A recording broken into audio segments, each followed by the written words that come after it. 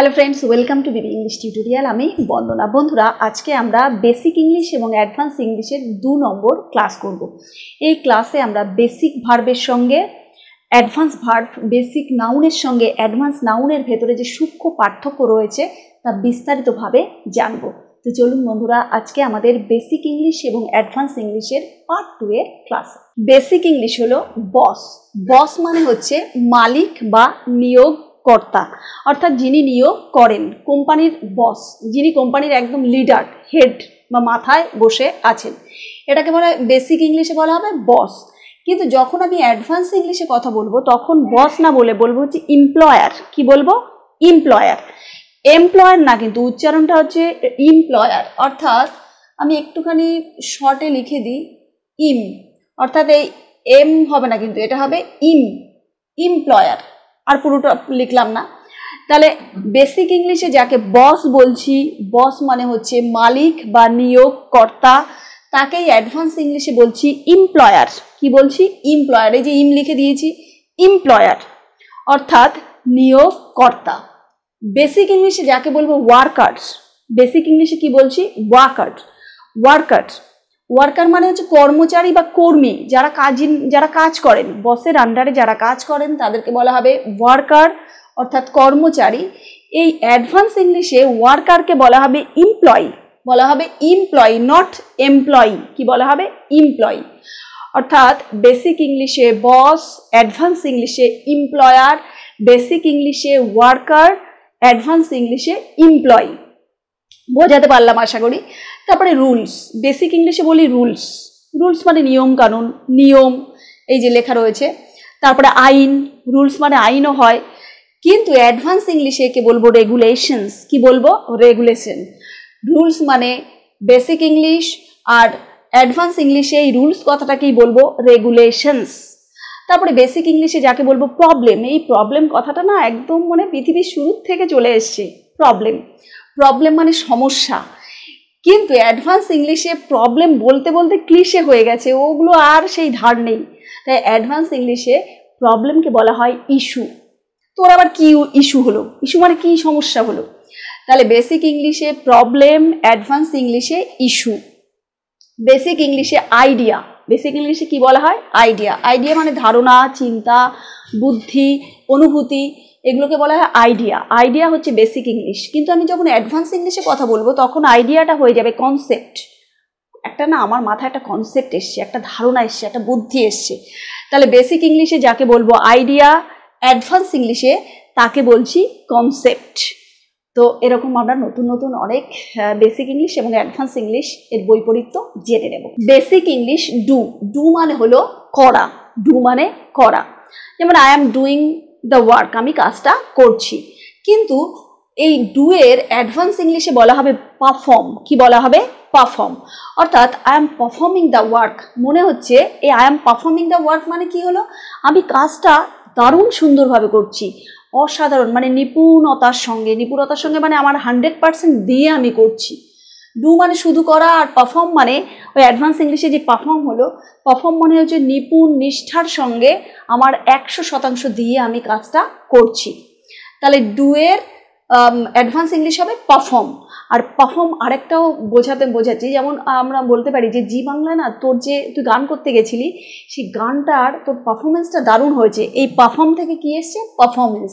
বা নাচের যে অনুষ্ঠানে করতে গেছিলি, ডান্স বাংলা ডান্স বা ইত্যাদি অনুষ্ঠানে, সেখানে তোর নাচের পারফরমেন্সটা, এই পারফর্ম থেকে কিন্তু পারফরমেন্স শব্দটা এসছে। পারফর্ম হলো ভার্ব আর পারফরমেন্স হলো নাউন। তাহলে তোর পারফরমেন্সটা দারুণ। পারফর্ম থেকে কি এসছে? পারফরমেন্স বলবো না, কিন্তু পারফরমেন্স। তারপরে গো মানে যাওয়া। বাংলা আরেকটাও হয় ভ্রমণ করা। এবার আমি যখন অ্যাডভান্স ইংলিশে গো শব্দটাকে তার রিপ্লেসমেন্ট চাই, তখন হবে ট্রাভেল। কি হবে? গো এর শব্দ ট্রাভেল, মানে গো এর সাবস্টিটিউট আমি অ্যাডভান্স ইংলিশ বলতে চাই, তাহলে আমি বলবো ট্রাভেল অথবা মুভ। আমি বলতে পারি I am going to Darjeeling, আমি দার্জিলিংয়ে যাচ্ছি।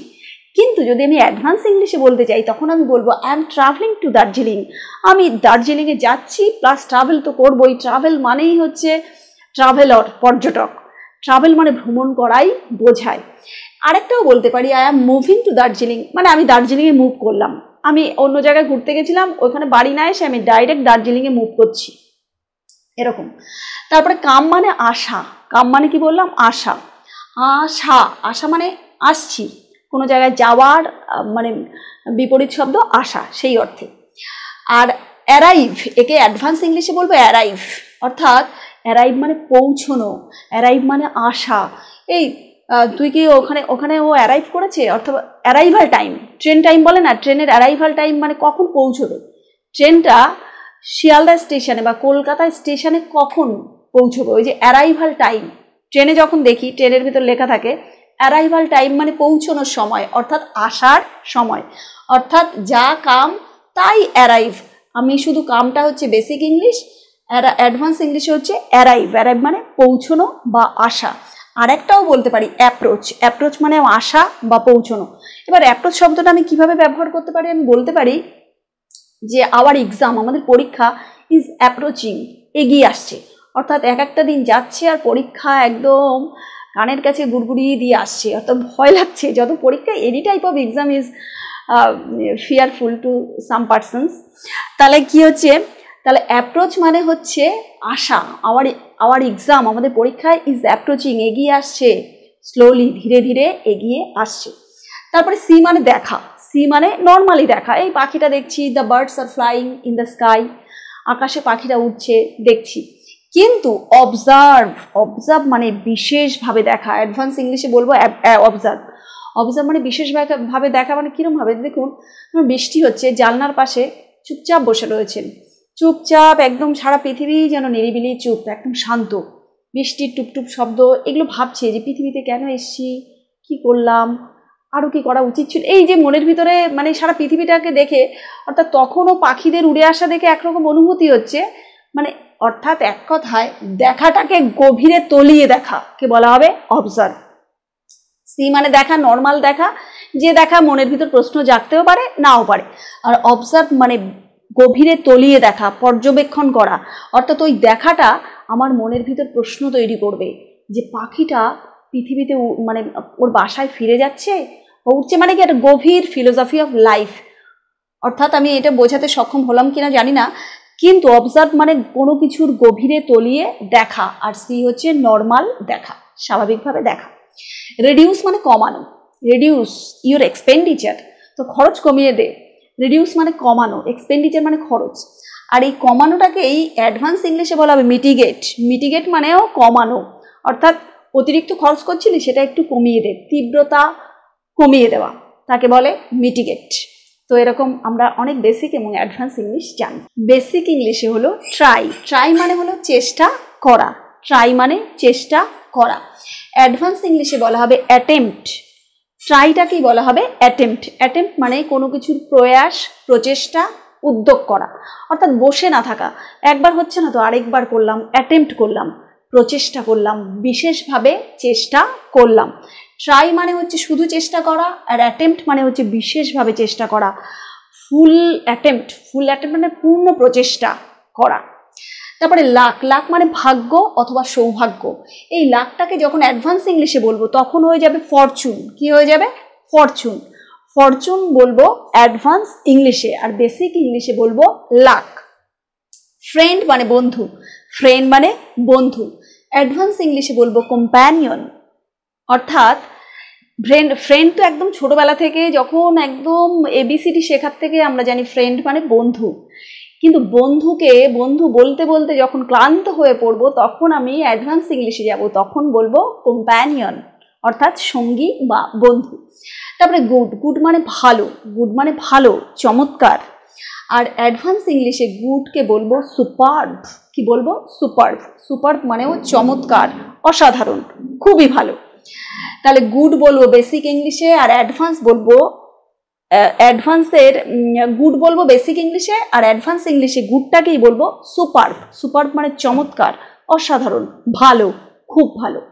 তারপরে প্ল্যান, প্ল্যান মানে পরিকল্পনা, প্ল্যান মানে হচ্ছে পরিকল্পনা, আমরা ছোট থেকেই জানি প্ল্যান মানে পরিকল্পনা, কিন্তু অ্যাডভান্স ইংলিশে প্ল্যান বলবো না, অ্যাডভান্স ইংলিশে কি বলবো, অ্যাডভান্স ইংলিশে বলবো স্ট্র্যাটেজি, কি বলবো স্ট্র্যাটেজি। এই স্ট্র্যাটেজি কিন্তু বলতে হবে, অর্থাৎ বেসিক ইংলিশ বলে বলে যখন আমরা ক্লান্ত হয়ে পড়ব তখন আমাদের মানে অ্যাডভান্স ইংলিশ বলতে হবে। অ্যাডভান্স ইংলিশে হচ্ছে স্ট্র্যাটেজি, আর বেসিক ইংলিশে প্ল্যানটা একটু এখন কম বললেই ভালো হবে। তো বন্ধুরা, বেসিক ইংলিশ এবং অ্যাডভান্স ইংলিশের যে ক্লাস করলাম, এই ক্লাসটা কেমন লাগলো কমেন্ট সেকশনে কমেন্ট করে জানাবেন। ভালো লাগলে লাইক করবেন, সাবস্ক্রাইব করে পাশে থাকবেন, আর পাশে থাকা বেল আইকনটি অবশ্যই অন রাখবেন। সবাই ভালো থাকবেন। Thanks to all.